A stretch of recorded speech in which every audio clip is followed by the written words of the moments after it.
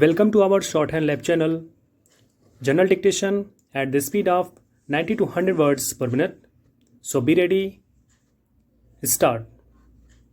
The President's address is an occasion to take an overall view of our contributions on different fronts of national and international activities. It is also an opportunity for the government to indicate the direction in which we are going to move. It is difficult to react to almost every aspect of the issues mentioned. Precisely for that reason, I would like to highlight some limited areas. First of all, India, in its efforts of the last 60 years, has tried to develop a vibrant democratic polity. Now, the process of creating a democratic system is unending, and at the national level, we have superstructure of democratic framework. So, is the situation with regard to the state level. But at the third level, at the district level, it needed considerable re-strengthening.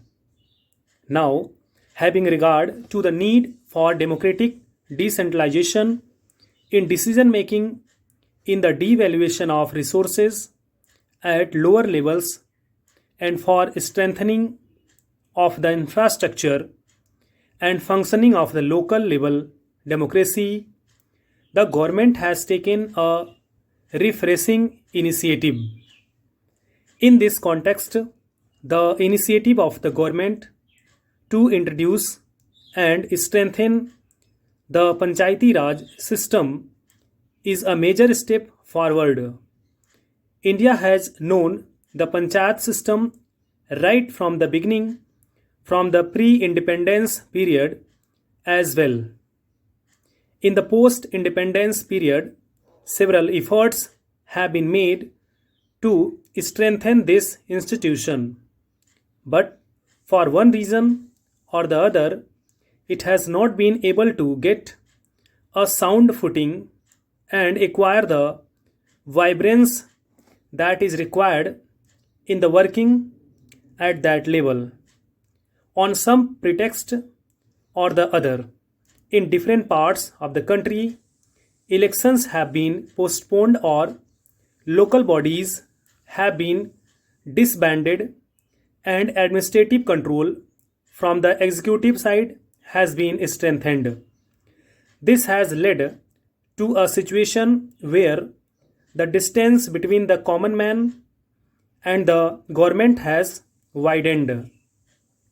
This has further led to a process where there has been an alienation at the grassroots so far as beneficiaries of one or the other of government programs are concerned.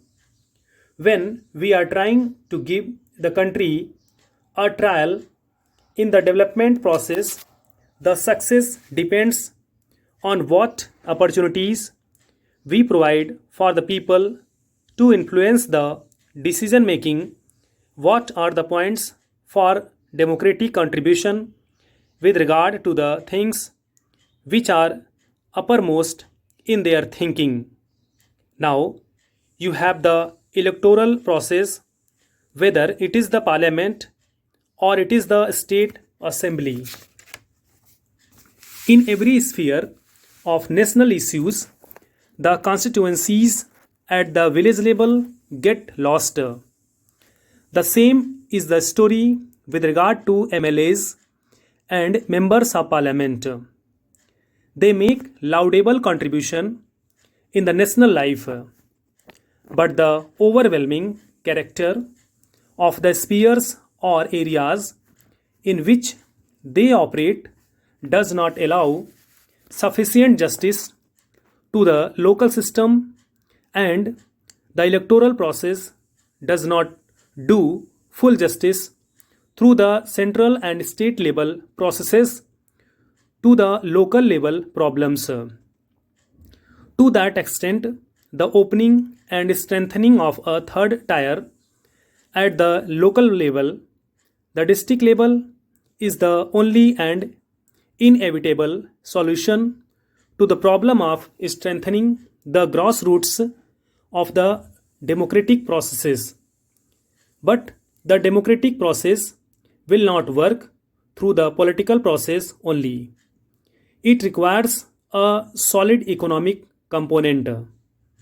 And the very fact that we are now emphasizing the district level planning is a step forward in the right direction. We have seen 10 plan periods of development since 1951. We are at the end of the 10th plan, and the 11th 5-year plan is beginning to take shape. But in that process, what has been the contribution of people through their views and resources for development in the plan programs, or of those who are at the receiving end of whether plan programs have been launched, has been an open question. It is not surprising that the delivery cost of development programs has been getting out of hand. Almost 80% of the project cost is delivery cost only, and just 15 to 20% gets left for the benefit of the receiving end. Also, the priorities, when we look from the national or state level, tend to differ radically from the perceptions of the people at the district level. They do not involve the problems which concern the district level and the village level. The district level and the village level problems do not involve substantial resources, but from the point of view of those local people, they are the lifeblood or survival, whether it is the location of a small school building, or the construction of a canal, or the public distribution system, network location. They are all local development concerns. In the district level planning, we have talked about decentralized planning, but this time the district level planning program is a decisive and courageous program to carry the whole process of economic planning to the local level, so that the people there who are likely to be knowing more so far as their own interests are concerned are involved directly in the process of planning. Thank you so much.